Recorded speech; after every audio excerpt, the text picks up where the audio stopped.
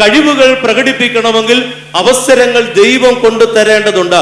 നയമാൻ സൈന്യാധിപൻ എന്നുള്ള നിലയിൽ അനുഗ്രഹകരമായ തന്റെ ശുശ്രൂഷ സേവനം നിർവഹിച്ച് ഒരുപാട് വിജയങ്ങളിലേക്ക് ആരാമിനെ നയിച്ച ഒരു മനുഷ്യനാണ്. പ്രിയപ്പെട്ടവർ, ഇവിടുത്തെ പ്രശ്നം എന്താണ്? ഈ മനുഷ്യൻ കുഷ്ഠരോഗിയാണ്. ഒരു വലിയ മനുഷ്യനാണ്, ഉജ്ജ്വല പ്രഭാവമുള്ള വ്യക്തിത്വമാണ്, രാജാവ് കഴിഞ്ഞാൽ അടുത്തതായി രാജ്യം ആദരിക്കുന്നവനാണ്. പക്ഷെ ഇവന്റെ പ്രശ്നം ഇവൻ കുഷ്ഠരോഗിയാണ് എന്നുള്ളതാണ്. നമുക്കറിയാം, ചിലപ്പോ എത്ര വലിയ മനുഷ്യരും തളർന്നു പോകുന്ന സ്ഥിതിയാണ് രോഗം എന്ന് പറയുന്നത്. അത് അവന്റെ ഔന്നത്യത്തിൽ നിന്ന് അവന് ലഭിക്കുന്ന എല്ലാ ശ്രേഷ്ഠതകളിൽ നിന്നും അവനെ തകർത്ത് കളയുന്നതാണ്. ഞാൻ ഓർക്കുകയാണ്, ഒരു കുഷ്ഠരോഗിയായിരിക്കുന്ന നയമാൻ ഒരു യുദ്ധം ജയിച്ച് കടന്നു വരുമ്പോ ആളുകളെല്ലാം അവനെ അഭിനന്ദിച്ച് നീ യുദ്ധത്തിൽ വിജയിച്ചല്ലോ എന്ന് പറഞ്ഞ് പ്രശംസ കൊണ്ട് അവനെ മൂടുമ്പോ അവൻ എത്ര സന്തോഷിക്കാൻ നോക്കും. കാരണം അവന്റെ ഉള്ളിൽ വിങ്ങുന്ന ഒരു സ്മരണയുണ്ട്, അവന്റെ ഉള്ളിൽ നീറുന്ന ഒരു ഓർമ്മയുണ്ട്, താൻ രോഗിയാണ് എന്നുള്ള ചിന്ത.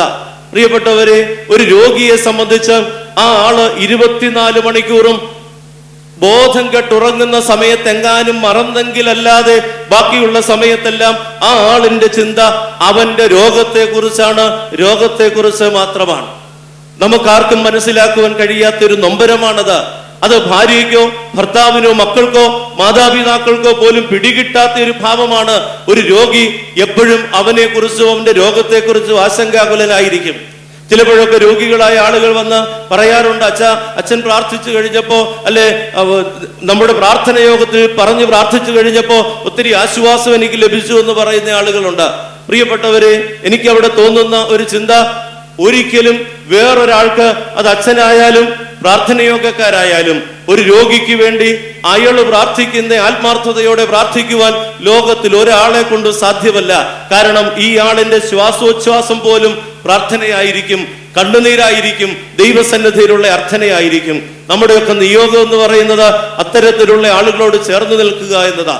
നയമാന്റെ വിജയങ്ങളും നയമാന്റെ ഔന്നത്യങ്ങളും എല്ലാം സ്വന്തം മനസ്സിനെ സ്വാധീനിക്കുന്നില്ല. പബ്ലിക്കില് പൊതുവായിട്ട് അവൻ അംഗീകാരവും ആദരവും സ്വീകരണങ്ങളൊക്കെ ലഭിക്കുന്നുണ്ട്. പക്ഷെ ഒരിക്കലും തന്റെ മനസ്സിനെ സ്വാധീനിക്കാത്ത അവാർഡുകളും മനസ്സിനെ സ്വാധീനിക്കാത്തതായ പ്രശംസകളുമാണ് നയമാൻ ഏറ്റുവാങ്ങേണ്ടി വരുന്നത്. കാരണം ആത്യന്തികമായി അവനൊരു ദുഃഖത്തിനടിമയാണ്.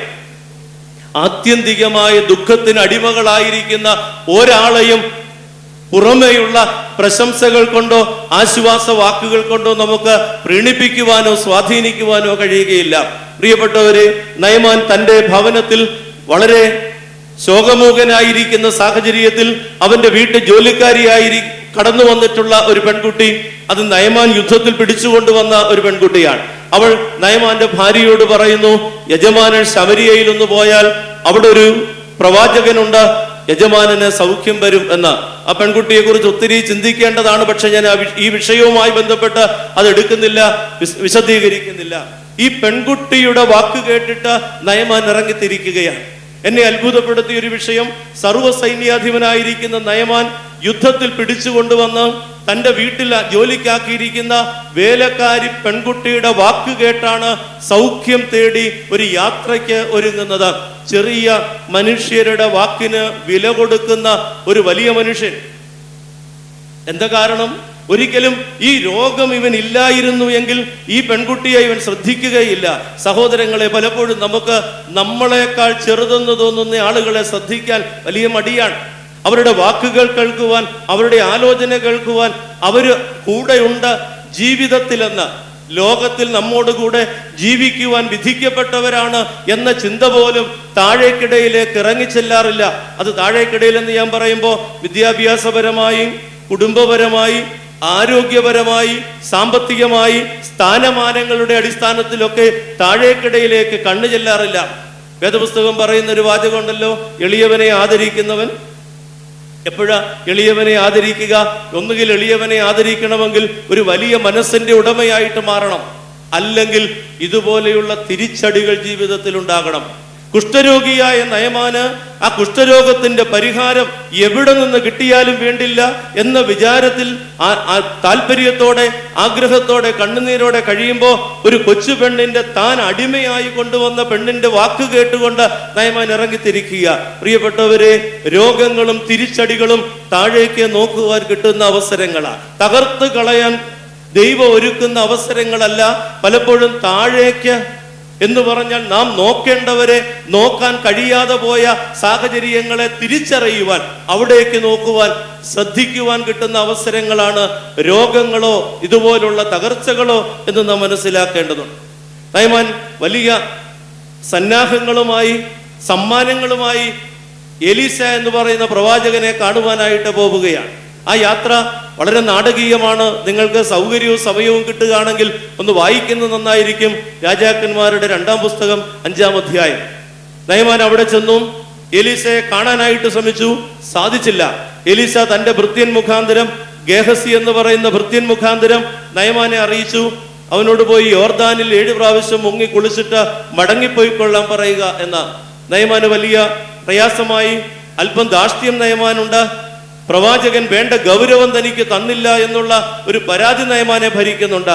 നയമാൻ തിരിച്ചു പോകാനായിട്ട് തയ്യാറായി. രോഗം വന്നിട്ടും ധാർഷ്ട്യത്തിന് യാതൊരു, ഞാൻ ഇത്രയൊക്കെ താന്നതല്ലേ, ഇവിടം വരെ വന്നതല്ലേ എന്നുള്ള ഒരു സൈന്യാധിപന്റെ ഘനം, തലക്കനം, അത് നയമാനെ സ്വാധീനിച്ചിട്ടുള്ള പോലെ തോന്നുന്നു. യോർദാനിൽ പോയി കുളിച്ചിട്ട് മടങ്ങിപ്പോയിക്കൊള്ളാൻ പറഞ്ഞിട്ട് നയമാൻ യോർദാനിലേക്ക് പോകുന്നില്ല, മടങ്ങുകയാണ്. വീട്ടിലേക്ക്, തന്റെ നാട്ടിലേക്ക് മടങ്ങാനായിട്ട് തീരുമാനിക്കുന്ന നയമാൻ. ഈ സമയത്ത് നയമാന്റെ ഭൃത്യന്മാരിൽ ഒരാൾ പറഞ്ഞു, പ്രവാചകൻ ഒരു വലിയ കാര്യം പറഞ്ഞിരുന്നെങ്കിൽ നീ ചെയ്യുമായിരുന്നില്ലേ, നമുക്കിതൊന്ന് നോക്കാം. എന്നെ അത്ഭുതപ്പെടുത്തിയത്, വീട്ടിൽ നിന്ന് ഇറങ്ങിയത് ഒരു വേലക്കാരിയുടെ വാക്ക് കേട്ടാണ്. മടങ്ങിപ്പോകാൻ ഒരുങ്ങുന്ന തീരുമാനം തിരുത്തുന്നത്, സൈന്യാധിപൻ തന്റെ തീരുമാനം തിരുത്തുന്നത് മറ്റൊരു വേലക്കാരന്റെ, മറ്റൊരു ഭൃത്യന്റെ വാക്ക് കേട്ടിട്ടാണ്. എന്തായാലും നയമാൻ പോയി യോർദാനിൽ മുങ്ങി. അവന്റെ ശരീരം പഴയതുപോലെ അസുഖമെല്ലാം ഭേദമായി ഒരു കുഞ്ഞിന്റെ ശരീരം പോലെ നൈർമല്യമുള്ളതായി തീർന്നു എന്ന് വേദപുസ്തകം രേഖപ്പെടുത്തുക. നയമാൻ മതിമറന്നുപോയി. 7ാമത് യോർദാനിൽ മുങ്ങിയിട്ട് പൊങ്ങുന്നതായ നയമാൻ തന്റെ അസുഖം മാറി എന്ന് കണ്ടിട്ട് എങ്ങനെ ആനന്ദം ഉള്ളിലടക്കണമെന്ന് അറിയാൻ പാടില്ലാതെ അവൻ ഓടി എലീശയുടെ അടുത്തേക്ക് വരികയാണ്. മുഖം കാണിക്കാൻ വേണ്ടി, നന്ദി പറയുവാൻ വേണ്ടി. എലീശയുടെ അടുത്ത് വന്ന നയമാൻ എലീശയ്ക്ക് താൻ കൊണ്ടുവന്ന സമ്മാനങ്ങളെ വെച്ച് നീട്ടി. എലീശ പറഞ്ഞു, എനിക്ക് വേണ്ട. അതൊരു വാക്കാണ്. എനിക്ക് വേണ്ട എന്ന് പറയുവാൻ എലീശ കാണിച്ച ആ ഒരു വലിയ കരുത്തുറ്റ ഭാവം ഇന്നത്തെ സമൂഹത്തിന് പിടികിട്ടാത്തതാണ്. കാരണം ഒരുപാട് ആരാം ദേശത്ത് നിന്ന് ഒരുപാട് സമ്മാനങ്ങളുമായി എലീശയുടെ അടുക്കൽ വന്ന നയമാൻ തൻ്റെ കുഷ്ഠരോഗം, ആർക്കും ഒരിക്കലും മാറ്റുവാൻ കഴിയാത്ത കുഷ്ഠരോഗം മാറി എന്ന് കണ്ടപ്പോ എലീശയോട് സ്നേഹം പ്രകടിപ്പിച്ച്, അത് കൈക്കൂലിയല്ല, കാരണം കാര്യം നടത്തുവാൻ വേണ്ടിയിട്ട് കൊടുക്കുന്നതല്ല, കാര്യം നടത്തി കിട്ടിയതിന്റെ സന്തോഷമായി എലീശയ്ക്ക് കൊടുക്കുവാനായിട്ട് കൊണ്ടുവന്നതാ. എലീശ പറഞ്ഞു, നോ, എനിക്ക് വേണ്ട. പ്രിയപ്പെട്ടവരെ, ഇതൊരു വലിയ കരുത്താണ്. സമ്മാനങ്ങളുടെ മുമ്പിൽ, പ്രലോഭനങ്ങളുടെ മുമ്പിൽ, ഈ ലോകത്തിന്റെ ആഗ്രഹങ്ങൾക്ക് മുമ്പിൽ വേണ്ട എന്ന് പറയുവാനായിട്ടുള്ള ഒരു കരുത്താണ്. എന്താണ് എലീശയ്ക്ക് ഇത് സാധിച്ചതെന്ന ഒരു പിന്നാമ്പുറ അന്വേഷണം നമ്മൾ നടത്തേണ്ടതായിട്ട് വരും. അത് കിട്ടിയത് ആ ഒരു തീരുമാനത്തിലേക്കും നിലപാടിലേക്കും എലീശ എത്തുന്നതിന്റെ കാരണം എന്താണെന്നറിയാമോ? എലീശ ഇന്ന് അനുഭവിക്കുന്നതെല്ലാം വെറുതെ കിട്ടിയതാണ്. ഞാൻ മുമ്പ് പറഞ്ഞതുപോലെ എലീശ ഇന്ന് അനുഭവിക്കുന്ന സകല സിദ്ധികളും പരിശുദ്ധാത്മാവിന്റെ സകല കൃപകളും വെറുതെ കിട്ടിയതാണ്. വെറുതെ എന്ന് പറഞ്ഞാൽ തന്റെ ഗുരുനാഥനായ ഏലിയാവിനോട് ചേർന്ന ഒരു യാത്ര ചെയ്തിട്ട് തിരിച്ചു പോരുമ്പോ ആത്മാവിന്റെ ഇരട്ടി ശക്തിയുമായിട്ടാണ് എലീശ മടങ്ങിപ്പോരുക. ഗുരുവിനോട് ചേർന്ന് യാത്ര ചെയ്തിട്ട് ഗുരുവിന്റെ ആത്മാവിന്റെ ഇരട്ടി ശക്തി. കബറിങ്കലൊക്കെ വന്നിരുന്ന് പ്രാർത്ഥിക്കുമ്പോൾ ആഗ്രഹിക്കേണ്ട ഒരു വിഷയമാണ് ആത്മാവിന്റെ ഇരട്ടി ശക്തി. ശരീരത്തിന്റെ സൗഖ്യം, ശരീരത്തിന്റെ സന്തോഷം, ലോകത്തിലെ നേട്ടം, ഇതിനപ്പുറം എലീശ ഏലിയാവിനോട് ചോദിച്ചതുപോലെ നിന്റെ ആത്മാവിന്റെ ഇരട്ടി ശക്തി എനിക്ക് വേണമെന്ന് കബറിങ്കലിരുന്ന കണ്ണുനീരോടെ പറയുവാൻ നമുക്ക് കഴിയണം. ഏത് കബറിങ്കൽ പോയാലും ആഗ്രഹിക്കേണ്ടതാ, ഏത് പിതാവിന്റെ കബറിടമാണോ ആ പിതാവ് അനുഭവിച്ച ആത്മശക്തിയുടെ ഇരട്ടി പങ്ക്, അതിനു വേണ്ടിയുള്ള അഭിവാഞ്ചയും താല്പര്യമാണ് ഉണ്ടാകേണ്ടത്. പറഞ്ഞത് എലീശ ഇന്ന് അനുഭവിക്കുന്നത് മുഴുവൻ അങ്ങനെ കിട്ടിയതാണ്. ആ ദൈവിക ദാനത്തെ സ്വന്തമാക്കി എലീശ പറഞ്ഞു, എനിക്ക് നിന്റെ സമ്മാനങ്ങൾ വേണ്ട. നയമാൻ അത്ഭുതപ്പെട്ടു. നയമാൻ അത്ഭുത പരതന്ത്രനായി. കാരണം ഒന്ന്, ഞാൻ സൈന്യാധിപനാണെന്ന് പറഞ്ഞ് വന്നിട്ട് ഇവൻ മൈൻഡ് ചെയ്യുന്നില്ല. രണ്ട്, സൗഖ്യമായി എന്ന് പറഞ്ഞ് നന്ദി പ്രദർശിപ്പിക്കാൻ ചെന്നപ്പോ ആ കൂട്ടത്തിൽ കൊടുത്ത സമ്മാനങ്ങൾ ഇവൻ ഏറ്റുവാങ്ങുന്നില്ല. എന്താ ഇവന്റെ പ്രത്യേകത? ഒരു തരത്തിലും നയമാന് സാധാരണ ചിന്തയിൽ ഉൾക്കൊള്ളുവാൻ കഴിയുന്നില്ല എലീശ എന്ന പ്രവാചകന്റെ ഭാവം. അവിടെ നയമാൻ പറയുന്ന ഒരു വാചകമാണ് ഈ വിഷയവുമായി എനിക്ക് ചേർത്ത് വെക്കാനുള്ളത്. നയമാൻ എലീശയോട് പറഞ്ഞു, നീ എന്റെ സമ്മാനങ്ങൾ വാങ്ങിക്കുന്നില്ല. ഞാൻ പൊന്നു കൊണ്ടുവന്നിട്ടുണ്ട്, വെള്ളി കൊണ്ടുവന്നിട്ടുണ്ട്, വസ്ത്രങ്ങൾ കൊണ്ടുവന്നിട്ടുണ്ട്. എന്റെ രാജ്യത്ത്, ദേശത്ത് ഏറ്റവും മേൽത്തരമായതാണ് ഞാൻ നിനക്ക് കാഴ്ചയായിട്ട് കൊണ്ടുവന്നിട്ടുള്ളത്. ഞാൻ കൊണ്ടുവന്നതൊന്നും വാങ്ങിക്കുന്നില്ല എന്ന് നിസ്സംശയം നീ പറഞ്ഞിരിക്കുന്ന സ്ഥിതിക്ക് ഞാൻ നിന്നോടൊരു കാര്യം ചോദിക്കുക. രാജാക്കന്മാരുടെ 2-ാം പുസ്തകം 5-ാം അധ്യായം 17-ാം വാക്യത്തിൽ എലീശയോട് നയമാൻ ചോദിക്കുന്ന ചോദ്യം, യജമാനനെ, നീ നിൽക്കുന്ന ഇടത്തു നിന്ന് 2 കോവർ കഴുത ചുമട് മണ്ണ് എനിക്ക് തരണം. നീ നിൽക്കുന്ന ഇടത്തു നിന്ന് 2 ചുമട് മണ്ണ് എനിക്ക് തരണം. പൊന്ന് കൊടുക്കാനായിട്ട് വന്നവൻ എലീശയുടെ രീതിയും ഭാവങ്ങളും കണ്ട് ഈ ലോകത്തിന്റെ ആകർഷണങ്ങളിൽ വീണുപോകാത്ത പ്രവാചകനോട് ഇരന്ന് ചോദിക്കുകയാണ്, 2 അടി മണ്ണ്, 2 അടി എന്നല്ല, 2 കോവർ കഴുത ചുമട് മണ്ണ് എനിക്ക് തരണം. എന്തിനാന്നറിയോ? ഞാൻ 2 കോവർ കഴുതയുടെ പുറത്താണ് നിനക്ക് ഈ സാധനങ്ങളെല്ലാം കൊണ്ടുവന്നിട്ടുള്ളത്. അതിൽ ഞാൻ ഈ മണ്ണ് കയറ്റി എൻ്റെ നാട്ടിലേക്ക് കൊണ്ടുപോകും. എന്നിട്ട് നാട്ടിൽ ഞാൻ എൻ്റെ സ്ഥലത്ത് ഈ മണ്ണ് വിരിക്കും. എന്നിട്ട് ഞാൻ ആ മണ്ണിൽ നിന്നുകൊണ്ട് നിന്റെ ദൈവത്തെ, സത്യദൈവത്തെ ആരാധിക്കും എന്നാണ് നയമാൻ പറയുക. അന്നത്തെ കാലഘട്ടത്തിന്റെ ഒരു വിശ്വാസമാണ് യഹോവയെ അല്ലെങ്കിൽ ദൈവത്തെ അവന്റെ ദേശത്ത് ആരാധിക്കണം എന്ന്. അവന്റെ ദേശത്ത് ആരാധിക്കാൻ ഒക്കാത്തത് കൊണ്ട് ദേശത്ത് നിന്ന് മണ്ണ് മേടിച്ച് കൊണ്ടുപോവുകയാണ്. ആ മണ്ണിട്ടിട്ട് അതിന്റെ പുറത്ത് നിന്ന് ആരാധിക്കുന്ന നയമാൻ വിലയേറിയത് അന്വേഷിച്ച് ഇറങ്ങി തിരിച്ചതാ. എന്താണ് നയമാൻ ആവശ്യപ്പെട്ട് വിലയേറിയത്? സൗഖ്യം. എനിക്ക് സൗഖ്യം കിട്ടണം. ശരിയാണ്, ഈ ലോകത്തിൽ വെച്ച് ഏറ്റവും പ്രധാനപ്പെട്ട ഒരു സമ്പത്താണ് ആരോഗ്യം. അത് നഷ്ടപ്പെട്ടു കഴിഞ്ഞാൽ പിന്നെ ഒന്നുമില്ല. വേറെ എന്തെല്ലാം ഉണ്ടെന്ന് പറഞ്ഞാലും ആരോഗ്യം നഷ്ടപ്പെട്ടവന്റെ വേദന വളരെ വലുതാണ്. അതുകൊണ്ട് തന്നെ ഏറ്റവും വിലയേറിയ അനുഭവങ്ങളിൽ ഒന്ന് തന്നെയാണ് ആരോഗ്യം അഥവാ സൗഖ്യം. സൗഖ്യം തേടിയാണ് നയമാൻ യാത്ര ചെയ്തത്. എന്നാൽ സഹോദരങ്ങളെ, നയമാൻ കണ്ടെത്തിയത് എന്താണെന്നറിയാമോ? സൗഖ്യം മാത്രമല്ല, സൗഖ്യം നേടി അതിനപ്പുറത്ത് സൗഖ്യത്തിന് അതീതമായ ഒരു പുതിയ ദർശനം, ഒരു പുതിയ കാഴ്ച, ഒരു പുതിയ തിരിച്ചറിവ് നയമാനിൽ രൂപപ്പെട്ടു വരിക. സൗഖ്യം നൽകിയവൻ ആരാണോ അവൻ ആരാധിക്കുന്ന ദൈവത്തെ നയമാൻ തിരിച്ചറിയുക. ഒരു പുതിയ ആരാധന ആരംഭിക്കുക.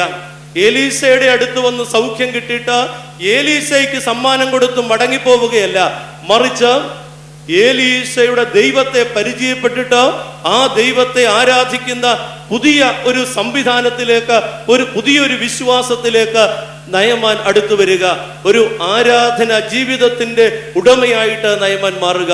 സഹോദരങ്ങളെ, പലപ്പോഴും നമ്മൾ എലീശായിക്ക് സമ്മാനം കൊടുത്ത് മടങ്ങിപ്പോകുന്നവരാണ്. കബറിങ്കൽ കൊണ്ട് നേർച്ചകളും കാഴ്ചകളും നമ്മൾ സമർപ്പിച്ചേക്കാം. തിരുമേനിയോടുള്ള ആദരവും സ്നേഹവും നാം പ്രകടിപ്പിച്ചേക്കാം. തിരുമേനിയുടെ പേരിൽ എന്തും ചെയ്യുവാൻ തയ്യാറുള്ള ഒരു നല്ല മനസ്സ് നമുക്കുണ്ടാകാം. നയമാൻ കൊണ്ടുവന്ന ഒരു സമ്മാനവും എലീശ വാങ്ങിക്കുന്നില്ല. നയമാൻ കൊണ്ടുവന്ന സമ്മാനങ്ങൾ എലീശ വാങ്ങിച്ചിരുന്നു എങ്കിൽ ഒരിക്കലും നയമാന് എലീശയുടെ ദൈവത്തെ പരിചയപ്പെടുവാൻ കഴിയുമായിരുന്നില്ല. ഇവിടെ വേണ്ടത് എലീശയിലൂടെ യോർദാനിൽ മുങ്ങി ലഭിച്ച സൗഖ്യത്തിലൂടെ യഹോവയായ ദൈവത്തെ നയമാൻ പരിചയപ്പെടുക. എലീശയുടെ ദൈവത്തെ ആരാധിക്കുന്ന പുതിയൊരു ജീവിത ശൈലിയിലേക്ക് നയമാൻ വരിക. യോർദാനിലെ വെള്ളത്തിനുമുണ്ട് പ്രത്യേകത. യോർദാനിലെ വെള്ളത്തിൽ അതിന് മുമ്പും അതിന് പിമ്പും കുളിച്ചാൽ സൗഖ്യമാവില്ല. ആ വെള്ളത്തിൽ ഇന്ന് പോയി മുങ്ങിയാലും സൗഖ്യമാവില്ല. യോർദാനിലെ വെള്ളത്തിൽ 7 പ്രാവശ്യം, അത് 6 മുങ്ങിയാലും സൗഖ്യമാവില്ല, 3 മുങ്ങിയാലും സൗഖ്യമാകില്ല. യോർദാനിലെ വെള്ളം അല്ല സൗഖ്യം കൊടുത്തത്, മറിച്ച് എലീശയുടെ വാക്കാണ് സൗഖ്യം കൊടുത്തത്. എലീശയുടെ ആജ്ഞയാണ്, എലീശയുടെ കൽപ്പനയാണ്. ദൈവ പുരുഷന്റെ വാക്കിനാണ് സൗഖ്യം പ്രദാനം ചെയ്യുവാൻ കഴിയുക. അല്ലാതെ നയമാൻ 7 മുങ്ങി എന്ന് പറഞ്ഞ് അടുത്തൊരു കുഷ്ഠരോഗി എന്നിട്ട് വീണ്ടും ഒരു 7 മുങ്ങിയാൽ യോർദാനിലെ വെള്ളത്തിന് അതിനുള്ള പ്രാപ്തിയില്ല. സഹോദരങ്ങളെ, ദൈവ പുരുഷന്റെ വാക്ക് അത് കേൾക്കുമ്പോഴാണ് സൗഖ്യമുണ്ടാവുക.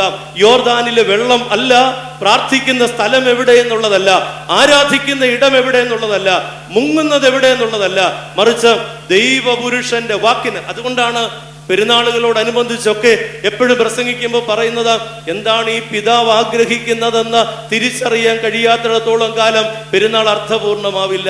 സഹോദരങ്ങളെ, നയമാന്റെ യാത്ര സൗഖ്യം തേടിയുള്ള യാത്രയാണെങ്കിൽ അത് എത്തി നിൽക്കുന്നത് പുതിയൊരു തിരിച്ചറിവിലാണ്.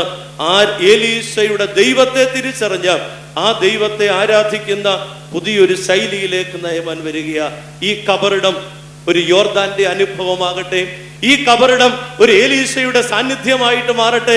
യോർദാനിൽ നിന്ന് ലഭിച്ച സൗഖ്യത്തിന്റെ അനുഭവവുമായി ഈ കബറിടത്തിലേക്ക് തിരുമേനിയുടെ മധ്യസ്ഥത കൊണ്ട്, തിരുമേനിയുടെ പ്രാർത്ഥന കൊണ്ട്, തിരുമേനിയുടെ കബറിങ്കൽ വന്നതുകൊണ്ട് എനിക്ക് കിട്ടിയ നന്മകൾ എന്ന് പറഞ്ഞ് ഈ കബറിടത്തിലേക്ക് മടങ്ങി വരുമ്പോ അപ്പോ കിട്ടുന്ന പുതിയ ദർശനമാണ് എലീശയുടെ ദൈവത്തെ കുറിച്ചുള്ള ധാരണ, എലീശയുടെ ദൈവത്തെ ആരാധിക്കുവാനുള്ള തുടക്കം. നന്ദി പ്രദർശിപ്പിച്ച് മടങ്ങുകയല്ല, ഒരു പുതിയ ആരാധന ജീവിതത്തിന്റെ സമാരംഭം അവിടെ കാണപ്പെടുകയാണ്. അത് നന്ദിയോടെ അവസാനിക്കുന്നതല്ല, പുതിയ ഒരു ദർശനത്തിന്റെയും ജീവിതത്തിന്റെയും വിശ്വാസത്തിന്റെയും തുടക്കമാ. പ്രിയ സഹോദരങ്ങളെ, ഈ ഖബർ ഓർമ്മപ്പെടുത്തുന്നത് യോർദാനിലെ സൗഖ്യവും പരിശുദ്ധ പരിമല തിരുമേനിയും എലീശയെ പോലെ പരിചയപ്പെടുത്തി തരാൻ ആഗ്രഹിക്കുന്നത് സൗഖ്യം കിട്ടിയ ഇടത്തെ കുറിച്ചല്ല, മറിച്ച് സൗഖ്യത്തിന്റെ കാരണഭൂതനായ ദൈവത്തെ കുറിച്ചാണ്. ആരാധിക്കാൻ തുടങ്ങാൻ നമുക്ക് ദൈവത്തെ 2 അടി മണ്ണ് ഇവിടെ നിന്ന് ചോദിച്ചു മേടിക്കാം. അങ്ങിരുന്ന പായ, അങ്ങിരുന്ന സ്ഥലം, അങ്ങ് പ്രാർത്ഥിച്ച ഇടം, ആ പ്രാർത്ഥനയുടെ പിന്മുറക്കാരായി മാറുവാൻ, ആ പ്രാർത്ഥനയുടെ ഓജസ്സും തേജസ്സും ഏറ്റുവാങ്ങുവാൻ എനിക്ക് കഴിയണേ എന്നതായിരിക്കണം ഈ നയമാന്റെ പ്രാർത്ഥനയുമായി ബന്ധപ്പെട്ട് ഈ കബറിങ്കൽ വരുന്ന നമ്മുടെ അർത്ഥന. സങ്കടങ്ങൾ ഏൽപ്പിക്കാം, കുഷ്ഠരോഗം മാറി, വേദനകളും രോഗങ്ങളും അസ്വസ്ഥതകളും എല്ലാം മാറി, പക്ഷേ അവിടം കൊണ്ട് അവസാനിക്കുകയല്ല. ആരാധനയ്ക്ക് വേണ്ടി, ഒരു പുതിയ അനുഭവത്തിന് വേണ്ടി ഇരക്കുന്ന, യാചിക്കുന്ന ഒരു സ്ഥിതി വിശേഷം. 12-ാം സങ്കീർത്തനക്കാരൻ കണ്ണുനീരോടെ ചൊല്ലുന്ന ഒരു വാചകമുണ്ട്. തുടക്കം ഇങ്ങനെയാണ്: യഹോവയെ രക്ഷിക്കണേ, ഭക്തന്മാർ ഇല്ലാതെ പോകുന്നു, വിശ്വസ്തന്മാർ മനുഷ്യപുത്രന്മാരിൽ കുറഞ്ഞിരിക്കുന്നു. നമ്മൾ പലരെ കുറിച്ച് ഇങ്ങനെ പറയാറുണ്ട്, ഇന്നത്തെ പോക്ക് കണ്ടില്ലേ, ഒന്നും ശരിയല്ല, ഒരിടത്തും ശരിയല്ല, ആത്മീയത്തിലില്ല, രാഷ്ട്രീയത്തിലില്ല, ഒരു സമുദായത്തിലുമില്ല, ഒരു സഭയിലുമില്ല, ഒരു മതത്തിലുമില്ല എന്ന് പറഞ്ഞ് വിമർശിക്കാറുണ്ട്. ഇത് തന്നെയാണ് സങ്കീർത്തനക്കാരൻ പറഞ്ഞത്. ഇല്ല, ഭക്തന്മാരില്ല, വിശ്വസ്തന്മാരില്ല. ഖബറിങ്കൽ നിന്നും മടങ്ങുമ്പോ അതിൻ്റെ ഒരു അംശം ഏറ്റുവാങ്ങുവാൻ, ഭക്തന്റെയും വിശ്വസ്തതയുടെ അംശം ഏറ്റുവാങ്ങുവാൻ നമുക്ക് കഴിയണം. മൂല്യം ഉള്ളതിനെ കണ്ടെത്തി മൂല്യമില്ലാത്തതുമായി കടന്നു എന്ന തൻ്റേത് ഇതാണ് കേമമെന്ന് വിചാരിച്ച് കൊണ്ടു നടന്ന, മൂല്യമുള്ളതെന്ന് വിചാരിച്ചതെല്ലാം ചപ്പെന്നും ചവറെന്നു വേണ്ടിയിട്ട് ആരും കാണാത്ത ഒരു മൂല്യം മണ്ണിന് കാണുന്ന നയമാൻ, അതൊരു ആരാധനയുടെ ദർശനമാണ്. അത് ദൈവത്തെ പരിചയപ്പെട്ടവന്റെ സന്തോഷമാണ്. പ്രിയപ്പെട്ടവരെ, നയമാൻ കണ്ടെത്തുന്നു അമൂല്യമായ നിധി യഹോവയായ ദൈവത്തെ. എലീശയിലൂടെ അങ്ങനെ ഒരു പുതിയ ആരാധന അവൻ ആരംഭിക്കുക. രണ്ടാമതൊരു ഉദാഹരണം വിശുദ്ധ ലൂക്കോസിന്റെ സുവിശേഷം 7-ാം അധ്യായം. ഒരിക്കൽ യേശു ഒരു വിരുന്നിന് ഒരു ഭവനത്തിലേക്ക് കടന്നു ചെല്ലുക.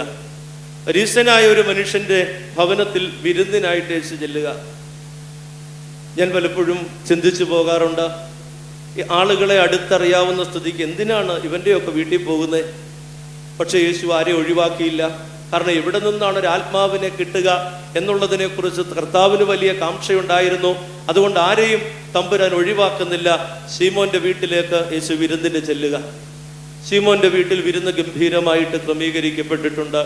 യേശു വന്നാൽ ആ കാലത്ത് പലസ്തീനിൽ അറിയപ്പെടുന്ന ഒരു പ്രവാചകനായി യഹൂദന്മാരുടെ ഇടയിൽ തന്നെ വേറിട്ട ഒരു ശബ്ദവും ആളുകളുടെ ആകർഷണത്തിന് പാത്രീഭൂതമാകുന്ന ഒരു വ്യക്തിത്വവും എന്നുള്ള നിലയിൽ യേശുവിന് ഉചിതമായ സ്വീകരണം നൽകുവാൻ വേണ്ട എല്ലാ സംവിധാനങ്ങളും ശീമോന്റെ ഭവനത്തിൽ ഒരുക്കപ്പെട്ടിട്ടുണ്ട്. ഉചിതം എന്ന് ഞാൻ പറഞ്ഞത് ഇൻവേർട്ടഡ് ഫോമായിക്കാണ്. എല്ലാം ഇല്ലെങ്കിലും ഒരു വിരുന്നിന് വേണ്ട എല്ലാ അന്തരീക്ഷങ്ങളും ഉണ്ട്. എന്നാൽ ഇവൻ ഇത്രയും മതി എന്ന് കണ്ട് ശീമോൻ ചില കാര്യങ്ങൾ ഒഴിവാക്കിയോ എന്നൊരു സംശയം ശീമോന്റെ വിരുന്നിന്റെ പ്രത്യേകതയാ. 7-ാം അധ്യായത്തിലാണ് ഈ വിരുന്നിനെ കുറിച്ച് പറയുക. എന്നാൽ ഇതിന് സമാനമായിരിക്കുന്ന 2 വിരുന്നുകളെ കുറിച്ച് വിശുദ്ധ മത്തായിയുടെ സുവിശേഷം 26-ാം അധ്യായത്തിലും വിശുദ്ധ മർക്കോസിന്റെ സുവിശേഷം 14-ാം അധ്യായത്തിലും രേഖപ്പെടുത്തിയിട്ടുണ്ട്. അവിടെ എഴുതിയിരിക്കുന്നത്, പരീശനായ ശീമോന്റെ വീട്ടിൽ യേശു, ബഥാനിയിൽ കുഷ്ഠരോഗിയായ ശീമോന്റെ വീട്ടിൽ യേശു ഭക്ഷണത്തിനിരുന്നു എന്നാണ്.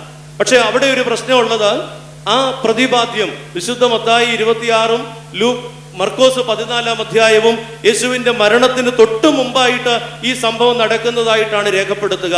എന്നാൽ ലൂക്കോസ് വളരെ നേരത്തെ ഈ സംഭവം നടന്നതായിട്ട് രേഖപ്പെടുത്തിയിരിക്കുന്നു. 7-ാം അധ്യായത്തിൽ ഈ വിരുന്ന് നടക്കുന്നു.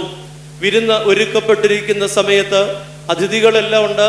വിരുന്നിന്റെ കാര്യഗൗരവത്തിലേക്ക് കടക്കുന്ന സമയത്ത് അവിചാരിതമായിട്ട് ഒരാൾ കടന്നു വരികയാണ്. ലൂക്കോസ് എഴുതിയിരിക്കുന്നത് പാപിനിയായ ഒരു സ്ത്രീ എന്നാണ്. പാപിനിയായ ഒരു സ്ത്രീ പരീശന്റെ വീട്ടിൽ നടക്കുന്ന വിരുന്നിലേക്ക് കടന്നു വരികയാണ്. പ്രിയപ്പെട്ടവരെ, ഈ സ്ത്രീ കടന്നു വന്നിട്ട് അവിടെ കരഞ്ഞുകൊണ്ട് യേശുവിന്റെ പിന്നിൽ നിൽക്കുക. എന്നിട്ട് പറയുകയാണ്, കണ്ണുനീര് കൊണ്ട് അവന്റെ കാല് തുവർത്തി കാല് നനച്ചു എന്ന് പറയുക, തലമുടി കൊണ്ട് അത് തുടച്ചു എന്ന് പറയുക. എന്നിട്ട് വിലയേറിയ തൈലം എടുത്ത് യേശുവിന്റെ ദേഹത്തെ പൂശുകയാണ്. വിശുദ്ധ മത്തായിയുടെ സുവിശേഷം അനുസരിച്ച് ബഥാനിയിലെ ശീമോന്റെ ഭവനത്തിലേക്ക് വരുന്നത് ഒരു സ്ത്രീയാണ്. പാപിനി എന്ന് അവിടെ രേഖപ്പെടുത്തിയിട്ടില്ല. വിശുദ്ധ മർക്കോസില് അതുപോലെ തന്നെയാണ് പറയുക. ബഥാനിയിൽ ശീമോന്റെ ഭവനത്തിലേക്ക് യേശു വരുന്നു. അവിടെ ഒരു സ്ത്രീ വന്ന് തൈലം പൂശുകയാണ്. 3 തൈലം പൂശലിനെ കുറിച്ച് വേദപുസ്തകത്തിൽ രേഖപ്പെടുത്തിയിട്ടുണ്ട്. ഞാൻ പറഞ്ഞ വിശുദ്ധ മത്തായി 26, മർക്കോസ് 14, ലൂക്കോസ് 7. ഇത് 3ഉം കൂടെ ചേർത്ത് വായിച്ചിട്ട് വിശുദ്ധ യോഹന്നാൻ വായിക്കുമ്പോൾ യോഹന്നാന്റെ സുവിശേഷം 11-ാം അധ്യായത്തിൽ ബഥാനിയിലെ ഒരു ഭവനത്തെ പരിചയപ്പെടുത്തുന്നുണ്ട്. മാർത്തയുടെയും മറിയയുടെയും ഭവനത്തെ കുറിച്ച്. ലാസറിന്റെ മരണമാണ് പറയാൻ പോകുന്നത്. അതിന്റെ ആമുഖമായിട്ട് അങ്ങനെ പറയുമ്പോൾ 1-2 വാക്യങ്ങളിൽ ഇങ്ങനെ എഴുതിയിട്ടുണ്ട്. 11:1-2 ആ മറിയയാണ് കർത്താവിനെ സുഗന്ധം പൂശിയത് എന്നാണ്. ശീമോന്റെ വീട് ബഥാനിയിലാണ്, മറിയയുടെ വീടും ബഥാനിയിലാണ്. പ്രിയപ്പെട്ടവരെ, ശീമോന്റെ വീട് അതവിടെ നിൽക്കട്ടെ. ശീമോന്റെ വീട്ടിൽ അല്ലെങ്കിൽ പരീശന്റെ വീട്ടില് ഭക്ഷണത്തിനായിട്ട് കടന്നു ചെന്ന യേശു, ശീമോൻ വിരുന്നൊരുക്കി. പക്ഷേ അവിടേക്ക് കടന്നു ചെന്ന ഈ സ്ത്രീയ വിലയേറിയ സ്വച്ഛജഡമാംസി തൈലം അല്ലെങ്കിൽ വിലയേറിയ സുഗന്ധ തൈലം യേശുവിന്റെ ദേഹത്തെ പൂശുകയാണ്. ഞാൻ ഇങ്ങനെ ഈ ഭാഗത്തെ കുറിച്ച് ആലോചിക്കാറുണ്ട്. ശീമോന്റെ വിരുന്ന് ഒന്നാം തരപ്പെട്ട വിരുന്നാണ്. ആയിരുന്നേനെ ആര് ചെന്നില്ലായിരുന്നെങ്കിൽ, ഈ സ്ത്രീ ചെന്നില്ലായിരുന്നെങ്കിൽ, ഈ സ്ത്രീ ആ വിരുന്നിലേക്ക് കടന്നു ചെന്നില്ലായിരുന്നെങ്കിൽ ശീമോന്റെ വിരുന്നിന്റെ പരിമിതികളോ ബലഹീനതകളോ ആരും തിരിച്ചറിയുകയില്ലായിരുന്നു. എല്ലാവരും സന്തോഷത്തോടെ നന്ദി പറഞ്ഞ് മടങ്ങിപ്പോയേനെ. കാലിന് വെള്ളം കൊടുത്തോന്നോ സുഗന്ധം പൂശിയോന്നോ ഇങ്ങനെയുള്ള ആതിഥ്യ മര്യാദകളൊന്നും ഗൗരവമായിട്ട് എടുക്കുകയില്ല. കാരണം ഭക്ഷണം കിട്ടി എന്നുള്ളതിൽ ഒരുപക്ഷെ ഒതുങ്ങിപ്പോയേനെ. ഈ സ്ത്രീ കടന്നു എന്നതാണ് ഇവിടുത്തെ വിഷയം. അതായത് ശീമോന്റെ വിരുന്ന് മങ്ങിപ്പോയത് പാപിനിയായ സ്ത്രീയുടെ സാന്നിധ്യത്തിലാണ്. ഇത് പറയുമ്പോൾ എൻ്റെ മനസ്സിലേക്ക് ഓടി വരുന്നത് ദേവാലയത്തിൽ കാണിക്ക ഇടുന്നതിനെ കുറിച്ച് രേഖപ്പെടുത്തിയിരിക്കുന്ന വിശുദ്ധ ലൂക്കോസിന്റെ സുവിശേഷം 21-ാം അധ്യായമാണ്. അവിടെ എല്ലാവരും വന്ന് കാണിക്കയിടുകയാണ്. കാണിക്കയിട്ടിട്ട് പ്രിയപ്പെട്ടവര്, സാമ്പത്തികമുള്ളവരുടെ കാണിക്കയാണ് ഒരുപക്ഷെ കൂടുതലായിട്ട് ദേവാലയത്തിന് പ്രയോജനപ്പെടുക എന്ന പ്രായോഗിക ബുദ്ധി നമുക്കറിയാം. എന്നാൽ അതേ സമയത്ത് അതിന്റെ പേരിൽ പാവപ്പെട്ടവരെ തള്ളിക്കളയുന്നുമില്ല. ഈ സ്ത്രീ ദരിദ്രയായ വിധവ വന്ന് 2 ചില്ലിക്കാശിട്ടപ്പോ യേശു പറഞ്ഞു, അവൾ എല്ലാവരെക്കാളും അധികം ഇട്ടിരിക്കുന്നു. കാരണം തൻ്റെ ഉപജീവനത്തിൽ നിന്ന് തനിക്കുള്ളതെല്ലാം അവൾ ഇട്ടു. ഇവൾ ഇട്ട് കഴിഞ്ഞപ്പോ ബാക്കിയുള്ളവരിട്ടതിന് എന്തില്ല, വിലയില്ല. നമ്മളൊക്കെ തോറ്റുപോകുന്നത് ഇവിടാണ്. നമ്മളെക്കാൾ ദൈവകൃപ അനുഭവിച്ചിട്ടില്ലാത്ത ആളുകൾ ദൈവത്തെ കൂടുതൽ സ്നേഹിക്കുമ്പോൾ, നമ്മളെക്കാൾ സൗകര്യം കുറഞ്ഞ ആളുകൾ ദൈവത്തോട് കൂടുതൽ അടുത്തു വരുമ്പോൾ, നമ്മളെക്കാൾ വിദ്യാഭ്യാസമില്ലാത്തവർ ദൈവത്തോടുള്ള വിശ്വാസത്തിൽ കൂടുതലായി നിലനിൽക്കുമ്പോൾ നമ്മളെ അപേക്ഷിച്ച് ഒന്നുമല്ലാത്ത ആളുകൾ ക്രിസ്തുവിനോടുള്ള സ്നേഹത്തിൽ ഉന്നത സ്ഥാനം പുലർത്തുമ്പോൾ, ദരിദ്രയായ വിധവ ദേവാലയത്തിൽ വന്നില്ലായിരുന്നെങ്കിൽ ധനവാന്മാരുടെ കാശ് മാത്രമേ പരിഗണിക്കപ്പെടുമായിരുന്നുള്ളൂ. ശീമോന്റെ വീട്ടിൽ പാപിനിയായ സ്ത്രീ കടന്നു വന്നില്ലായിരുന്നെങ്കിൽ ശീമോന്റെ വിരുന്ന് ഗംഭീരമായി പരിഗണിക്കപ്പെട്ടേനെ. ഇവിടുത്തെ പ്രശ്നം പാപിനിയായ സ്ത്രീയുടെ സാന്നിധ്യം ശീമോനെ, അവന്റെ പ്രൗഢിയെ, അതിനെ മങ്ങലേൽപ്പിച്ചു എന്നുള്ളതാണ്. സഹോദരങ്ങളെ, നമ്മളൊക്കെ താരതമ്യം ചെയ്യുന്നത് പലപ്പോഴും നമ്മളെക്കാൾ ഉന്നതത്തിലുള്ള ആളുകളെ അപേക്ഷിച്ചാണ്. പക്ഷെ ഇവിടെ ശീമോനേക്കാൾ ചെറിയ ഒരു ജീവിതം ശീമോനെ പരാജയപ്പെടുത്തുകയും. എന്റെ വിഷയം ഇതാണ്, അവൾ വിലയേറിയതുമായി ദൈവസന്നിധിയിലേക്ക് വന്നു. ഒരു പാപിനിയായ സ്ത്രീ വിലയേറിയ തൈലവുമായി യേശുവിന്റെ അടുത്തേക്ക് വന്നു. എന്താ കാരണം എന്നറിയാം? വിലയേറിയത്, അതാണ് നമ്മുടെ വിഷയം. വിലയേറിയതുമായി യേശുവിന്റെ അടുത്തേക്ക് ഇവള് വന്ന തൈലം പൂശാനുള്ള കാരണം എന്താ? അതിന്റെ അനന്തര ഫലത്തിൽ നിന്ന് നമുക്ക് മനസ്സിലാകും. യേശു അവളോട് പറഞ്ഞു, മകളെ, നിന്റെ പാപങ്ങൾ മോചിച്ചു തന്നിരിക്കുന്നു.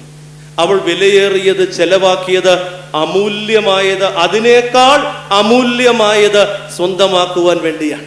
ബഥാന്യയിലെ മറിയ പാപിനിയായ സ്ത്രീയാണ്. പലപ്പോഴും പാപിനിയായ സ്ത്രീ എന്ന് പറയുമ്പോൾ മഗ്ദലക്കാരത്തി മറിയ എന്നൊരു പ്രയോഗം വള്ളത്തോളിന്റെ ഭാഷാ സാഹിത്യവുമായി ബന്ധപ്പെട്ട ഒരു വിശദീകരണമായി അറിഞ്ഞോ അറിയാതെയോ നമ്മുടെ മനസ്സിലുണ്ട്.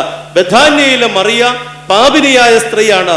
ആ പാപിനിയായ സ്ത്രീ വിലയേറിയ തൈലം യേശുവിന്റെ ദേഹത്ത് പൂശിയത് അവൾക്ക് പാപക്ഷമ ലഭിക്കുവാൻ വേണ്ടിയാ. അവൾ തിരിച്ചറിഞ്ഞു പാപക്ഷമ നൽകുന്ന ഒരു ക്രിസ്തുവിനെ. സഹോദരങ്ങളെയും, ഉള്ളിൽ കൊണ്ടു നടക്കുന്ന കുറ്റബോധങ്ങൾക്ക് പരിഹാരം നൽകുവാൻ ആരെ കൊണ്ട് പറ്റുക? മൂടിവെക്കാൻ സാധിക്കും. പക്ഷെ ദൈവസന്നിധി നിൽക്കുമ്പോഴോ, ആരും അറിയാതെ ചെയ്തു കൂട്ടുന്ന പാപത്തിന്റെ കഠിനതരമായ ഫലങ്ങൾ എത്രയോ ദിവസങ്ങളിൽ നമ്മുടെ ഉറക്കം കെടുത്താറുണ്ട്. ദൈവസന്നിധിയിലേക്ക് ചെല്ലുമ്പോൾ നമ്മുടെ മുഖപ്രസന്നത നഷ്ടപ്പെടുത്തി കളയാറുണ്ട്. നമ്മുടെ നീതിബോധം, ഒരുപക്ഷെ താരതമ്യ പഠനത്തിൽ മറ്റുള്ളവരെക്കാൾ ഞാൻ ശ്രേഷ്ഠനെന്ന് പറയുമ്പോഴും ദൈവസന്നിധിയിലും എൻ്റെ മനസാക്ഷിയുടെ കോടതിയിലും ഞാൻ എത്രമാത്രം കുറ്റാരോപിതനാണ്. ചെയ്തതും ചെയ്യാൻ ആഗ്രഹിച്ചതും ചെയ്യാൻ കഴിയാതെ പോയതുമായ ഒക്കെയുള്ള പാപഭംഗിലമായ അനുഭവങ്ങളെ കുറിച്ച് ഓർക്കുമ്പോൾ, പ്രിയപ്പെട്ടവരെ, ക്രിസ്തു നമുക്ക് തരുന്ന ഏറ്റവും വലിയ അനുഗ്രഹം എന്ന് പറയുന്നത് പാപക്ഷമയാണ്. എത്ര വലിയ പാപിയായിരുന്നാലും, അതാണ് യെശയ്യാ പ്രവാചകൻ വിളിച്ചു പറയുന്നത്, നിന്റെ പാപം രക്താംബരം പോലെ ചുമന്നിരുന്നാലും ഹിമം പോലെ വെളുപ്പിക്കാം എന്ന്. പാപബോധത്തിൽ അലയുന്ന മനുഷ്യന് ഒരഭയം ക്രിസ്തു മാത്രമാണ്. ഞാനൊരു ഹാസ്യാത്മകമായ ഒരു സംസാരം ഇങ്ങനെ കേട്ടിട്ടുണ്ട്. അത് കുമ്പസാരവുമായിട്ട് ബന്ധപ്പെട്ടാണ്. ഇന്ന് കുമ്പസാരം തന്നെ ഒത്തിരി വിമർശനാത്മകമായി മാറുന്ന ഒരു കാലം. പഴയ കാലമാണ്.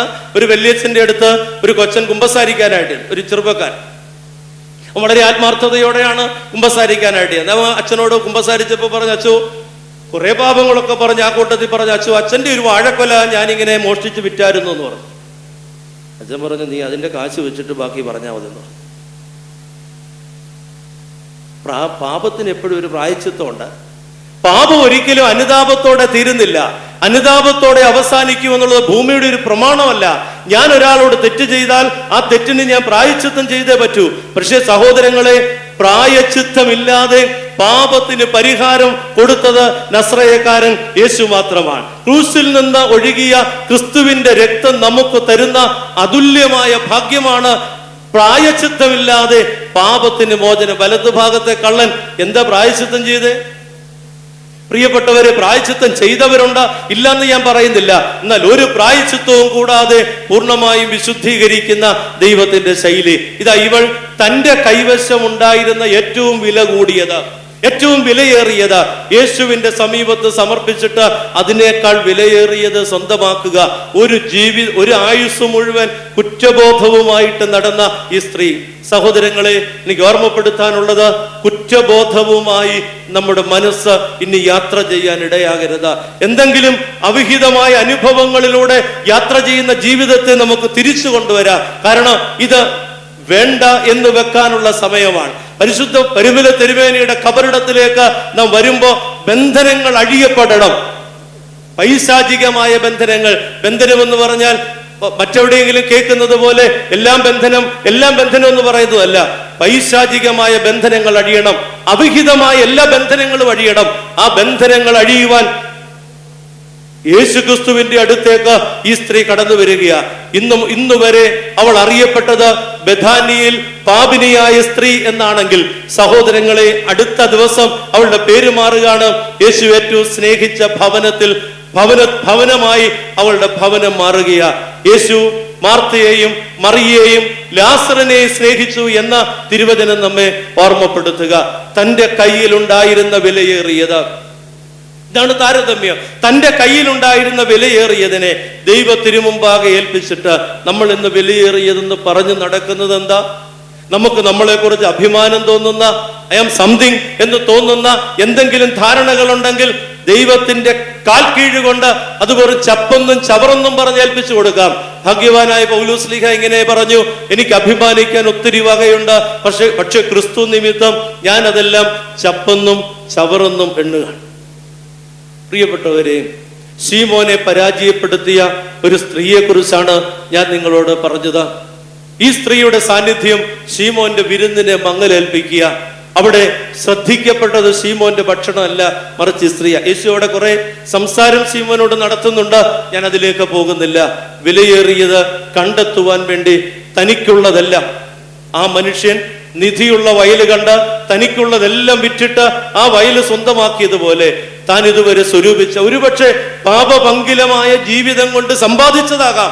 അതുകൊണ്ട് സമ്പാദിച്ചത് മുഴുവൻ വേണ്ട എന്ന് വെച്ച് നശിപ്പിച്ച, ഇല്ലായ്മ ചെയ്തിട്ട് ക്രിസ്തുവിനെ സ്വന്തമാക്കുന്ന ഒരു പുതിയ ബന്ധത്തിന്റെ നയമാൻ ആരംഭിച്ച പുതിയൊരു ആരാധന, ഈ പാപിനിയായ സ്ത്രീ ആരംഭിച്ച ക്രിസ്തു ബന്ധത്തിൽ പാപക്ഷമ നേടിയ പുതിയൊരു ജീവിതം. എന്തൊരാനന്ദമാണ്! വിശുദ്ധന്മാരുടെ ആനന്ദം ഇതാണ്, വിശുദ്ധന്മാരുടെ സന്തോഷം ഇതാണ്. മൂന്നാമതൊരു ഉദാഹരണം ഒരു പരാജയത്തിൻ്റെതാണ് ഓർമ്മപ്പെടുത്തുവാനുള്ളത്. ഉൽപ്പത്തി പുസ്തകം 19-ാം അധ്യായത്തിന്റെ 17-ാമത്തെ വാക്യമാണ്. ഉൽപ്പത്തി പുസ്തകം 19-ാം അധ്യായം 17-ാമത്തെ വാക്യം. നിങ്ങൾക്ക് എല്ലാവർക്കും അറിയാവുന്ന ഒരു സംഭവമാണ്. തിന്മ നിറഞ്ഞ ഒരു ദേശം, സോതോം എന്നാണ് അതിൻ്റെ പേര്. എന്നാൽ സോതോമിന്റെ പ്രത്യേകത അത് വളരെ മനോഹരമാണ്, ദൈവത്തിന്റെ തോട്ടം പോലെ മനോഹരമാണ്. ആരെയും ആകർഷിക്കുന്ന മനോഹരമായ ഭൂപ്രകൃതി കൊണ്ട് സമ്പന്നമാണ് സോതോം. പക്ഷെ സോതോം തിന്മയുടെ കൂത്തരങ്ങായിട്ട് മാറി. ലോത്തും കുടുംബവും അവിടെയാണ് താമസിക്കുക. അവിടെ നിന്ന് ലോത്തിനെ രക്ഷപ്പെടുത്തുവാൻ വേണ്ടി ദൈവം 2 ദൂതന്മാരെ സോതോമിലേക്ക് അയച്ചു. അവർ ചെന്ന് ലോത്തിനെയും കുടുംബത്തെയും രക്ഷപ്പെടുത്തിക്കൊണ്ട് പോരുന്ന സന്ദർഭം അവിടെ എഴുതിയിരിക്കുന്നത് ഇങ്ങനെയാണ്: ജീവരക്ഷയ്ക്കായിട്ട് ഓടിപ്പോവുക, പുറകോട്ട് നീ നോക്കരുത് എന്ന. ജീവരക്ഷയ്ക്കായിട്ട് ഓടിപ്പോവുക, പുറകോട്ട് നോക്കരുത്. നമുക്കറിയാം, ഏറ്റവും വലിയ ഭാഗ്യം, ഏറ്റവും വലിയ ദാനം ജീവനാണ്. എങ്ങനെയെങ്കിലും ജീവൻ രക്ഷപ്പെടുത്തുക. മറ്റ് എന്തെല്ലാം അപകടങ്ങളും അനർത്ഥങ്ങളും ഉണ്ടായാലും, നാശങ്ങളും നഷ്ടങ്ങളും ഉണ്ടായാലും ജീവൻ രക്ഷപ്പെട്ടു എന്ന് പറയുന്നതിനേക്കാൾ വലുതെന്താ? പ്രളയം കേരളത്തിൽ ഈ സമയത്ത് ആകെ തകർത്ത് കളഞ്ഞ സാഹചര്യമുളവാക്കി നമ്മളെല്ലാം ഒരുപോലെ നിലവിളിച്ചതാണ്, വിഷണ്ണരായിട്ട് നിന്നതാണ്. പക്ഷെ കേരളം അഭിമാനത്തോടെ പറയുന്നൊരു കാര്യമുണ്ട്, ആളപായത്തിന്റെ എണ്ണം വളരെ കുറവായിരുന്നു എന്ന. തക്ക സമയത്തുള്ള ഇടപെടൽ കൊണ്ട്, അതും പ്രത്യേകിച്ച് ആരും കരുതാതെയും ആരും പരിഗണിക്കാതെയും ഇരുന്ന ഒരു വിഭാഗം കേരളത്തിന്റെ രക്ഷാഭാവമായി മാറുന്ന, രക്ഷാ ദൗത്യം ഏറ്റെടുക്കുന്ന ഒരു പ്രത്യേക സ്ഥിതിവിശേഷം രൂപപ്പെട്ടത് നമുക്കറിയാം. ഇനി ആർക്കാണ് മുക്കുവന്മാരെ മറക്കുവാൻ ഒക്കുക? മത്സ്യത്തൊഴിലാളികളെ ആർക്കാണ് അവഗണിക്കുവാനായിട്ട് സാധിക്കുക? അവരുടെ കടല് കാണാൻ പോകുമ്പോഴും അവരുടെ മുമ്പിൽ തൊഴുകൈകളോടെ അല്ലാതെ ഈ കരവാസികൾക്ക് എങ്ങനെ നിൽക്കാനായിട്ട് സാധിക്കും? അത് പല ആളുകളുമായിട്ട് അടുത്ത് സംസാരിക്കുവാനും ഇടപഴകുവാനും അവസരം കിട്ടിയതിന്റെ പശ്ചാത്തലത്തിൽ കൂടെയാണ് ഞാനിത് പങ്കുവെക്കുക. സഹോദരങ്ങളെ, പ്രളയം വന്നപ്പോ നമ്മൾ ആശ്വസിച്ചത് വീട് പോയില്ലെന്നല്ല, വീട്ടിലുള്ളത് പോയില്ലെന്നല്ല, സമ്പത്തും നമ്മൾ സ്വരുക്കൂട്ടിയത് ഒരായുസ് കൊണ്ട് സമ്പാദിച്ച പലതും നഷ്ടപ്പെട്ടു, പക്ഷെ ജീവൻ രക്ഷപ്പെട്ടു എന്നുള്ളതാണ് നമ്മുടെ ഒരാശ്വാസം. ജീവൻ നഷ്ടപ്പെട്ടതിന്റെ എണ്ണത്തിൽ വളരെ താരതമ്യേന വളരെ കുറവുണ്ട് എന്നുള്ളതായിരുന്നു നമ്മുടെ ഒരാശ്വാസം. പക്ഷേ ഇന്ന് ജീവൻ വെച്ചുകൊണ്ടാണ് കളി. ജീവന് വില കൽപ്പിക്കാത്ത അഭ്യാസങ്ങളാണ് നമ്മുടെ നാട്ടിൽ അരങ്ങേറുക. നമ്മുടെ കുഞ്ഞുങ്ങൾ, അവരുടെ യാത്ര, അവരുടെ ജീവിത ശൈലി എല്ലാം, ഞാൻ അതിലേക്ക് വിശദമായിട്ട് പോകുന്നില്ല. ഇതാ ലോത്തിനോട് കുടുംബത്തോടും പറയാണ്, നീ ഓടിപ്പോവുക, പുറകോട്ട് നോക്കരുത്. ജീവരക്ഷാർത്ഥം ഓടിപ്പോവുക, പുറകോട്ട് നോക്കരുത് എന്ന. പ്രിയപ്പെട്ടവരെ, എല്ലാം ഇട്ടിട്ട് പോവുകയാണ്. ആർക്കാ സങ്കടം വരാത്ത?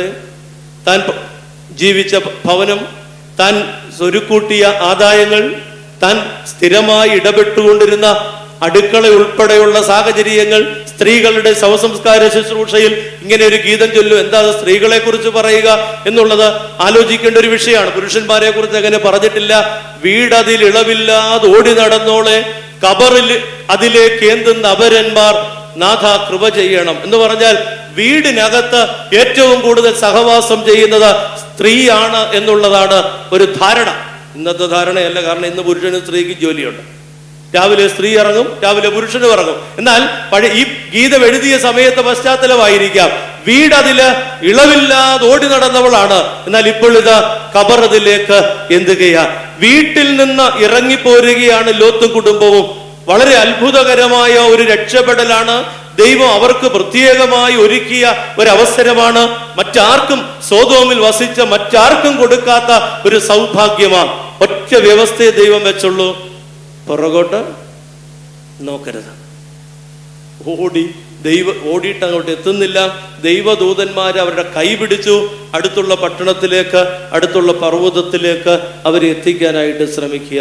അങ്ങനെ നിൽക്കുമ്പോൾ ഈ സ്ത്രീ, ലോത്തിന്റെ ഭാര്യ, പുറകോട്ട് നോക്കി. നമ്മുടെ വിഷയം ഇതാണ്. വില കുറഞ്ഞതിന് വേണ്ടി വിലയേറിയത് നഷ്ടപ്പെടുത്തി. വില കുറഞ്ഞതിന് വേണ്ടി വിലയേറിയതിനെ നഷ്ടപ്പെടുത്തിയ ലോത്തിന്റെ ഭാര്യ. വില കുറഞ്ഞ, താരതമ്യേന വിലയുള്ളതാണ്, തൻ്റെ ഭവനം വിലയുള്ളതാണ്, അതിനുള്ളിലുള്ള സാമഗ്രികൾ വിലയുള്ളതാണ്. അതെല്ലാം നഷ്ടപ്പെട്ടാൽ എന്ത് ചെയ്യും എന്നുള്ളതിനെ കുറിച്ചുള്ള ആശങ്ക സ്വാഭാവികമാണ്. വെള്ളപ്പൊക്കത്തിന്റെ ഒരു ബുദ്ധിമുട്ടും അറിയാത്തൊരു മനുഷ്യനാണ് ഞാൻ. അതുകൊണ്ട് എനിക്ക് അത്ര വ്യക്തതയോടെ വെള്ളപ്പൊക്ക ദുരിതത്തെക്കുറിച്ച് സംസാരിക്കാൻ ആധികാരികതയില്ല. സഹോദരങ്ങളെ, വിലയുള്ളതാണ് നഷ്ടപ്പെടുന്നത്. പക്ഷെ താരതമ്യം ചെയ്ത് നോക്കിയാൽ വീടിനാണോ വില, ജീവനാണോ വില, ഇട്ടേച്ച് പോരുന്നതിനാണോ വില, അതോ നഷ്ടപ്പെടാൻ പോകുന്നതിനാണോ വില? മൂല്യം ഉള്ളതിനെ നശിപ്പിച്ചുകൊണ്ട്, മൂല്യമില്ലാത്തതിനു വേണ്ടി നിലകൊണ്ടിട്ട് മൂല്യമുള്ളതിനെ നശിപ്പിക്കുന്ന ലോത്തിന്റെ ഭാര്യയെ നമ്മൾ കാണുക. ഇന്നത്തെ ജീവിത സാഹചര്യം വളരെ കൗതുകകരമായിട്ട് തോന്നുന്നു. ദൈവം നൽകിയ വിലയേറിയ ജീവിതത്തെ നശിപ്പിച്ച് കളയുന്ന പ്രവണത. മദ്യത്തിന്റെ അടിമകളായിട്ട് എത്ര ആളുകളാണ്? ദൈവം വെച്ചു നീട്ടിയ സുബോധത്തോടെ ജീവിച്ച, സന്തോഷത്തോടെ കഴിഞ്ഞ് ദൈവത്തെ മഹത്വപ്പെടുത്തി കുടുംബമായി സന്തുഷ്ടരായി വാഴുവാൻ ദൈവം നൽകിയ അവസരത്തെ നശിപ്പിച്ചു കളയുന്ന, വിലയേറിയതിനെ നശിപ്പിച്ചിട്ട് വില കുറഞ്ഞതുമായി യാത്ര ചെയ്യുന്ന എത്ര ആളുകളാണ് നമുക്കുള്ളത്? പണ്ടൊക്കെ കള്ളുകുടി എന്ന് പറയുന്നത് ഒരു പ്രായത്തിന് ശേഷമുള്ള ആളുകളെ കുറിച്ചാണ് പറഞ്ഞിരുന്നതെങ്കിൽ ഇന്ന് നമ്മുടെ യുവതലമുറ താരതമ്യ പഠനത്തിനില്ല, മറിച്ച് ഒരു വലിയ വിഭാഗം മയക്കുമരുന്നിന് അടിമകളായിട്ട് യാത്ര ചെയ്യുക. സഹോദരങ്ങളെ, എത്ര വിലയേറിയ ജീവിതമാണ് ഈ വില കുറഞ്ഞ പദ്ധതിയുടെ, ഈ വില കുറഞ്ഞ ബന്ധങ്ങളുടെ പശ്ചാത്തലത്തിൽ അവർ നശിപ്പിച്ചു കളയുന്നത് എന്നറിഞ്ഞുകൂടാ. വില മതിക്കാനാവാത്തത് കയ്യിൽ നിൽക്കെ വില കുറഞ്ഞതിന് വേണ്ടിയുള്ള യാത്രയാണ്. ലോത്തിന് രക്ഷപ്പെടുവാൻ അവസരം കൊടുത്തിട്ട് ലോത്ത് ഓടിയെത്തിയപ്പോൾ കൂടെ ആരില്ല? ഭാര്യയില്ല. ഇതാ പ്രശ്നം. ലോത്ത് രക്ഷപ്പെട്ടു, കൂടെ ഭാര്യയില്ല. വില കുറഞ്ഞതിന് വേണ്ടി നിലകൊള്ളുന്നവർ കൂടെയുള്ളവരിൽ നിന്ന് മാറുകയാണ്. കൂടെയുള്ളവരിൽ നിന്ന് അവർ ഒറ്റപ്പെടുകയാണ്.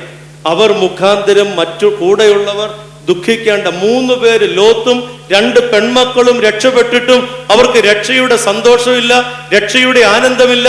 ദൈവം അവരെ രക്ഷിച്ചല്ലോ എന്ന് വിചാരിച്ച് ഒന്ന് സ്തോത്രം പറയാൻ പോലും അവരെ കൊണ്ട് പറ്റുന്നില്ല. കാരണം എന്താന്ന് ചോദിച്ചാൽ, കൂടെ ഉണ്ടാവേണ്ടിയിരുന്ന ആള് നഷ്ടപ്പെട്ടു. ഇതല്ലേ ഇന്നത്തെ നമ്മുടെ ഭവനങ്ങളിലെ അവസ്ഥ? ആരെയെങ്കിലുമൊക്കെ പ്രതി ഒരുപാട് പേര് കരയുകയാണ്. ആരെയെങ്കിലും ഒക്കെ ഓർത്ത് മറ്റുള്ളവർ വിഷമിക്കുകയാണ്. ഒത്തിരി സന്തോഷത്തിന് വക നൽകുന്ന അനുഭവങ്ങളുണ്ട്. സന്തോഷിക്കാൻ ഒക്കുന്നില്ല. കാരണം ആരൊക്കെയോ പുറത്താണ്, ആരൊക്കെയോ മരണതുല്യമായ അവസ്ഥയിൽ കഴിഞ്ഞുകൂടുകയാണ്. വില കുറഞ്ഞതിന് വേണ്ടി വിലയേറിയത് നഷ്ടപ്പെടുത്തുന്ന ഒരു ശൈലിയാണ്. പ്രിയപ്പെട്ടവര്, ഇത് പറയുമ്പോ യേശുവിന്റെ കബറടക്കത്തിന് സാക്ഷികളായ 2 ആളുകളെ കൂടി ഇതിനോട് ചേർത്ത് വെച്ച് ഞാനൊന്ന് സംസാരിക്കും. അത് യൗസേപ്പും നിക്കോദിമോസുമാണ്. നിക്കോദിമോസിനെ കുറിച്ച് ഞാൻ ഓർക്കാറുണ്ട്. ഒരു പേടിത്തൊണ്ടനായി രാത്രിയിൽ യേശുവിന്റെ അടുത്ത് വന്ന് യേശുവിനെ കണ്ട് സംസാരിച്ച് മടങ്ങിപ്പോയിട്ട് പിന്നെ യേശുവിന്റെ അടുത്ത് വന്നിട്ടേ ഇല്ല നിക്കോദിമോസ്. ഒരിക്കൽ പോലും യേശുവും നിക്കോദിമോസും തമ്മിൽ കണ്ടുമുട്ടിയതായി തിരുവചനം പരാമർശിക്കുന്നില്ല. ന്യായാധിപ സംഘത്തിലിരുന്ന് യേശുവിന് വേണ്ടി നിക്കോദിമോസ് സംസാരിക്കുന്നുണ്ട് ഒരിക്കൽ എന്നതൊഴിച്ചാൽ വേറൊരു പരാമർശങ്ങളുമില്ല. പ്രിയപ്പെട്ടവർ, യേശു മരിച്ചു കഴിഞ്ഞിട്ട് ആര് കബറടക്കും എന്ന ചോദ്യത്തിന് ഉത്തരം നൽകുന്നത് നിക്കോദിമോസാണ്. അവിടെ എഴുതിയിരിക്കുന്നത് വിലയേറിയ സുഗന്ധ കൂട്ടുമായിട്ട് നിക്കോദിമോസെ കടന്നു വരികയാണ്. എന്നെ ചിന്തിപ്പിച്ച വിഷയം ഇതാണ്. ജീവിച്ചിരുന്ന കാലത്ത് യേശുവിന്റെ അടുത്തു വരാതെ മാറി നിന്നവൻ, ഒരിക്കൽ വന്നിട്ട് പിന്നെ വരാതെ മടങ്ങിപ്പോയവൻ, എന്തിനാണ് യേശു മരിച്ചു കഴിഞ്ഞിട്ട് പരസ്യമായി ഈ സുഗന്ധ കൂട്ടുമായിട്ട് വന്ന് യേശുവിനെ സംസ്കരിച്ചിട്ട് യഹൂദന്മാരുടെ ഭീഷണികളും യഹൂദന്മാരുടെ ഒറ്റപ്പെടുത്തലുകളും ഏറ്റുവാങ്ങേണ്ടി വരുന്ന സാഹചര്യം എന്താണ്? അതിനിവൻ തുനിയാനുള്ള, നമ്മളൊക്കെ ജീവിച്ചിരിക്കുമ്പോൾ വേണമെങ്കിൽ കൂടെ നിൽക്കും, മരിച്ചു കഴിഞ്ഞാൽ പിന്നെ നമ്മൾ ആ വശത്തോട്ട് പോകാറില്ല. മരിക്കുന്ന ആളുകളെ കാണാൻ പോകുന്നതും മരിച്ചവരെ കാണാൻ പോകുന്നത് പോലും ജീവനുള്ളവരെ തൃപ്തിപ്പെടുത്തുവാൻ വേണ്ടിയാണ്, അല്ലാതെ മരിച്ചവരെ ബോധ്യപ്പെടുത്താനല്ലല്ലോ. ഇത് മരിച്ച യേശുവിന് വേണ്ടി നിക്കോദിമോസ് ഒരു വലിയ നഷ്ടം ഏറ്റെടുക്കുവാനായിട്ട് തയ്യാറാകും. എന്താ നഷ്ടം? സുഗന്ധക്കൂട്ടല്ല, മറിച്ച് യേശുവിന് വേണ്ടി നിന്നാൽ തനിക്ക് സ്ഥാനനഷ്ടമുണ്ടാകും, യഹൂദന്മാരുടെ ഇടയിൽ താൻ ഒറ്റപ്പെട്ടവനായിട്ട് തീരും. എന്താ കാര്യം സഹോദരങ്ങളെ? യേശുവിന് വേണ്ടി ഇത് നഷ്ടം സഹിക്കുവാൻ തയ്യാറായതിന്റെ കാരണം യേശുവിനെ അവൻ അറിഞ്ഞു. മരണം കൊണ്ട് അവസാനിക്കുന്നവനല്ല, ഒരു പുനരുത്ഥാനത്തിന്റെ ധാരണ അല്ലെങ്കിൽ അതിനുശേഷവും ജീവിക്കുന്നവനാണ് എന്നൊരു സൂചന യേശുവിനെ കുറിച്ച് വ്യക്തമായി നിക്കോദിമോസിനെ ഭരിച്ചത് കൊണ്ടാണ് മരിച്ച ക്രിസ്തുവിന് വേണ്ടി സുഗന്ധം പൂശുവാനായിട്ട് നിക്കോദിമോസ് ഇറങ്ങി തിരിച്ചത്. പ്രിയപ്പെട്ടവരെ, വിലയേറിയതിന് വേണ്ടിയാണ് തൻ്റെ കയ്യിലുള്ള അമൂല്യമായതിനെ നഷ്ടപ്പെടുത്തുവാൻ നിക്കോദിമോസ് തയ്യാറാകുന്നത്. ഇതാ ഒളിച്ചു വെച്ച നിധി. എൻ്റെയും നിങ്ങളുടെയും ജീവിതം എന്ന് പറയുന്നത് നിധി ഒളിച്ചു വയ്ക്കപ്പെട്ട വയലാണ്. എന്തെല്ലാം സാധ്യതകളാണ് ഇതിനകത്തുള്ളത്, എന്തെല്ലാം നന്മകളാണ് ഇതിനകത്തുള്ളത്, എത്രമാത്രം ദൈവകൃപയാണ് ഈ ജീവിതത്തിൽ നാം പേറുന്നത്. സഹോദരങ്ങളെ, നാം കണ്ടെത്തേണ്ടത് നമ്മുടെ ഉള്ളിൽ ഒളിച്ചു വയ്ക്കപ്പെട്ടിരിക്കുന്ന നിധിയാണ്. അത് കണ്ടെത്താനാണ് നാം പ്രാർത്ഥിക്കുക, അത് കണ്ടെത്താനാണ് നാം ദൈവവചനം വായിക്കുക, അത് കണ്ടെത്താനാണ് നാം പരിശുദ്ധന്മാരുടെ കബറിടം സന്ദർശിക്കുക, അത് കണ്ടെത്താനാണ് നാം വിദ്യാഭ്യാസം ചെയ്യുക, അത് കണ്ടെത്താനാണ് മറ്റുള്ളവരുമായി നാം സംസർഗം ചെയ്യുക. നാം കമ്പ്യൂട്ടർ നോക്കുന്നതും ഇന്റർനെറ്റിലൂടെ യാത്ര ചെയ്യുന്നതും ഈ ലോകത്തിന്റെ അങ്ങേയറ്റം വരെ നമ്മുടെ സാന്നിധ്യം ഉറപ്പിക്കുവാൻ വേണ്ടി ഓടി നടക്കുന്നതും ഒക്കെ നമ്മുടെ ഉള്ളിലുള്ള നിധി കണ്ടെത്തുവാൻ വേണ്ടിയാണ്. പ്രിയപ്പെട്ടവരെ, ആ നിധി കണ്ടെത്തി കഴിയുമ്പോൾ നമുക്ക് മനസ്സിലാകും, ഇതുവരെ ഞാൻ വിലയേറിയതെന്ന് കണ്ടതിനൊന്നും വലിയ കാര്യമില്ല. നിധി കണ്ടെത്തി കഴിഞ്ഞപ്പോൾ തനിക്കുള്ളതെല്ലാം വിറ്റിട്ട് അത് സ്വന്തമാക്കുക. ഇന്ന് കണ്ണിന് ആനന്ദം പകരുന്നതിന്റെ പിന്നാലെ നാം യാത്ര ചെയ്യുക, കാതിന് ആനന്ദം പകരുന്നതിന്റെ പിന്നാലെ നാം പോവുകയാ, മനസ്സിന് കുളിർമ പകരുന്ന അനുഭവങ്ങളുടെ പിന്നാലെ നാം പോവുകയാ. വർഷം മുന്നോട്ട് പോകും. 10, 20, 30, 40, 50, 60 ഓരോ കാലഘട്ടം കഴിയുമ്പോഴും ഇന്നിന്റെ ആസ്വാദനം നഷ്ടപ്പെടും. പുതിയ പുതിയ മേഖലകൾ നാം തേടേണ്ടതായിട്ട് വരും. നിങ്ങൾക്കറിയാമല്ലോ, 2 വയസ്സുള്ള ഒരു കുഞ്ഞ് ഒരു കളിപ്പാട്ടത്തിന് വേണ്ടി എത്രമാത്രം ശാഠ്യമാണ് പിടിക്കുക. ആ കളിപ്പാട്ടം കൊണ്ടുവന്ന് 1 മാസം പോലും ഉപയോഗിക്കത്തില്ല, അത് ഔട്ട്ഡേറ്റഡ് ആണ്, അടുത്തതിന് വേണ്ടി അത് തിരിയുകയാണ്. അങ്ങനെ പിന്നീട് ഈ കളിപ്പാട്ടം ശ്രദ്ധിക്കാറേയില്ല. ഇതുപോലെയാണ് നമ്മുടെ ഇന്നിന്റെ ആഗ്രഹങ്ങൾ.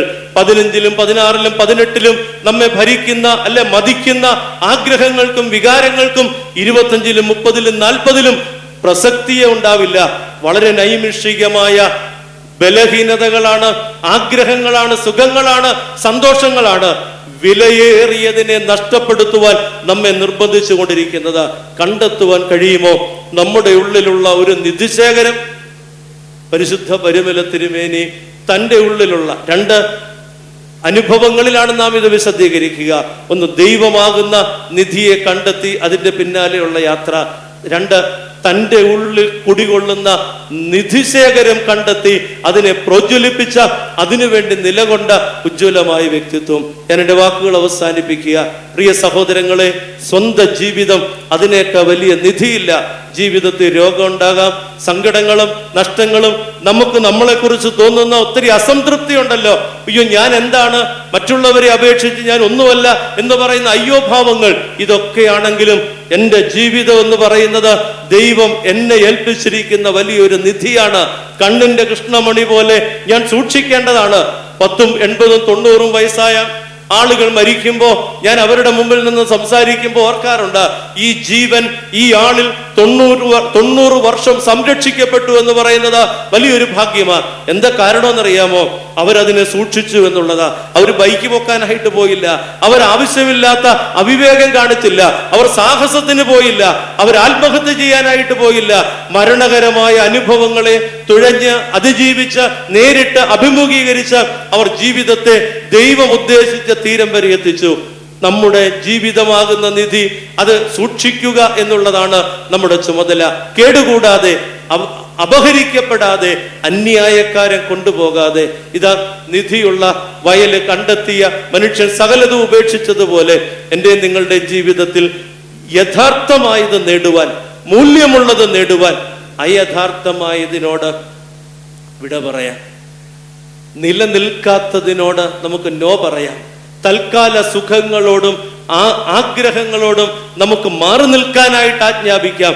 എന്നിട്ട് നിധി സൂക്ഷിക്കുന്ന കാവൽക്കാരായി നമുക്ക് മാറാം. നമ്മിൽ ആ നിധി പൈശാചികൻ അപഹരിച്ചിട്ടില്ല എന്നുറപ്പാക്കുവാൻ നമുക്ക് ശ്രമിക്കാം. 3 സൂചനകളാണല്ലോ നൽകിയത്.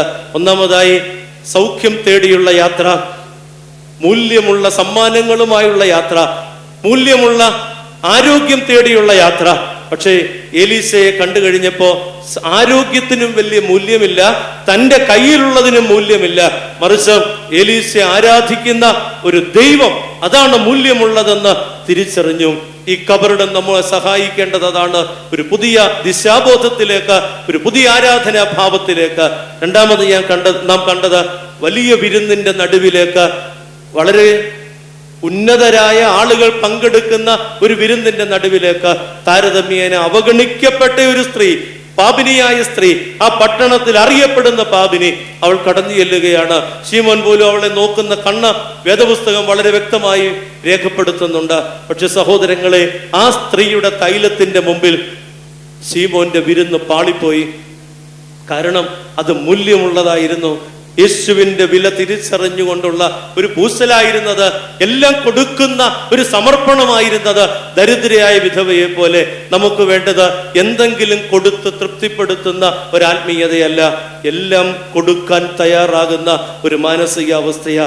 സർവവും യേശുനാഥനായി സമർപ്പണം എന്ന് പാട്ടുപാടാൻ വേണ്ടി ഒരുക്കിയ ചരണങ്ങളായി അതിനെ കാണാതെ, മറിച്ച് എല്ലാം കൊടുക്കുവാൻ തയ്യാറാകുന്ന ഒരവസ്ഥ. അവിടെയാണ് ശീമോൻ തോറ്റത്. ശീമോൻ എന്തൊക്കെയോ കൊടുത്തു, വളരെ പ്രാധാന്യത്തോടെ കൊടുത്തു, എല്ലാം കൊടുക്കാൻ തയ്യാറായില്ല. ഇതാ ഈ തൈലം എല്ലാം കൊടുക്കുന്നതിന് തുല്യ. അവിടെ വിമർശിച്ച ആളുകളോട് പറഞ്ഞു, മിണ്ടരുത്, ഇവൾ എൻ്റെ ശവസംസ്കാര ശുശ്രൂഷയ്ക്കായിട്ട് ഇത് ചെയ്തതാണ് എന്ന്. സഹോദരങ്ങളെ, തമ്പുരാന്റെ മുമ്പിൽ എല്ലാം കൊടുക്കുവാൻ തയ്യാറാകുന്ന അമൂല്യതയെ തിരിച്ചറിയുവാൻ നമുക്ക് ശ്രമിക്കാം. 3, പരാജയപ്പെട്ട ജീവിതമാണ്. ഒരു ദേശം മുഴുവൻ നശിക്കുമ്പോൾ തീ ഇറങ്ങാൻ പോവുക, അതിൻ്റെ നടുവിൽ നിന്ന് 4 പേരെ രക്ഷപ്പെടുത്താൻ ദൈവം തീരുമാനിച്ചു. എന്തൊരു കൃപയാണ്, അത്യപാരമായ കൃപയാണ്. 4 പേരിലേക്ക് പിൻ പോയിന്റ് ചെയ്ത 4 പേരിലേക്ക് മാത്രം ഇറങ്ങി വരുന്ന ദൈവത്തിന്റെ കൃപയാ. എന്നിട്ടോ ഓടി രക്ഷപ്പെടാൻ കഴിയാഞ്ഞിട്ട് കൈക്ക് പിടിച്ച് ദൈവദൂതന്മാർ അവരെ അക്കരെ കടത്തുക. എന്നിട്ടും സഹോദരങ്ങളെ, രക്ഷപ്പെടാതെ പോയ ഒരു തീ, പുറകോട്ട് തിരിഞ്ഞു നോക്കി എന്നുള്ള ഒറ്റ കാരണത്താൽ നിന്നുപോയ ഒരു ജീവിതം. നമ്മുടെയൊക്കെ ജീവിതങ്ങളിൽ ഓർക്കണം, ദേശം മുഴുവൻ അനുഭവിക്കാത്ത എത്രയോ കൃപ എന്നിലേക്ക് മാത്രമായി നൽകപ്പെട്ടു. എൻ്റെ കൂടെ പഠിച്ചവർ, എൻ്റെ കൂടെ ജീവിച്ചവർ, ഞാൻ പരിചയപ്പെട്ട അനേകം ആളുകൾക്ക് ലഭിക്കാത്ത ദൈവത്തിന്റെ, എന്നെ നേരിട്ട് തഴുകി തലോടിയ ആ ദൈവത്തിന്റെ കൃപ. സഹോദരങ്ങളെ, ഇവിടെ മൂല്യം ഇല്ലാത്തതിനു വേണ്ടി നിലകൊണ്ടിട്ട് വിലയേറിയത് നശിപ്പിക്കാൻ ഇടയാകരുത്. ജീവിതം അതാണ് വിലയേറിയത്. അത് നശിപ്പിക്കുന്ന മൂല്യമില്ലാത്തതിന്റെ പിന്നാലെ യാത്ര ചെയ്യരുത്.